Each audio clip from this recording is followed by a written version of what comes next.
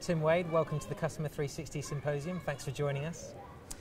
Tim, what does the term customer experience mean to you?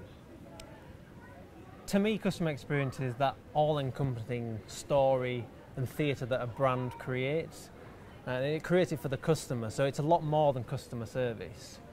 It's about really creating, as I say, that theatre around the whole experience for the customer, and I think it's moved on from customer service significantly.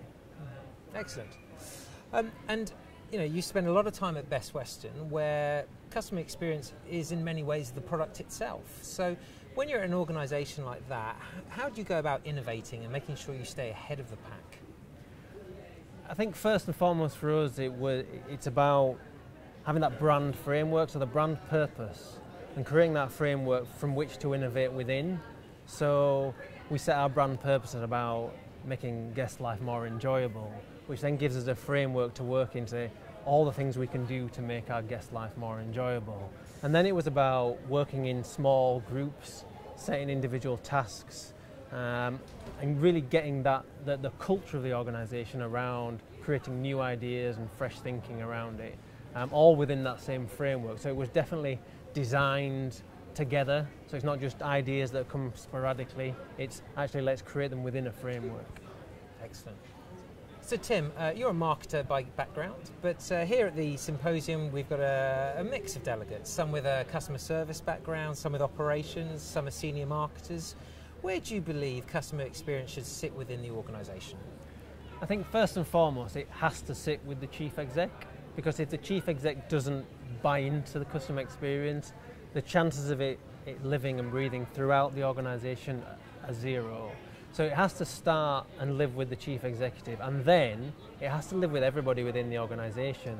The marketing team have got to lead it from a brand perspective, because one of the key things that I believe in for customer experience, it has to come from the brand.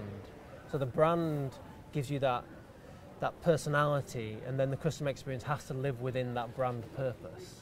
So you've got to have that with the marketing team, but you also got to have the delivery, you've got to have the customer service people, so everybody's got to buy into customer experience. It's got to be holistic and company-wide as a strategy.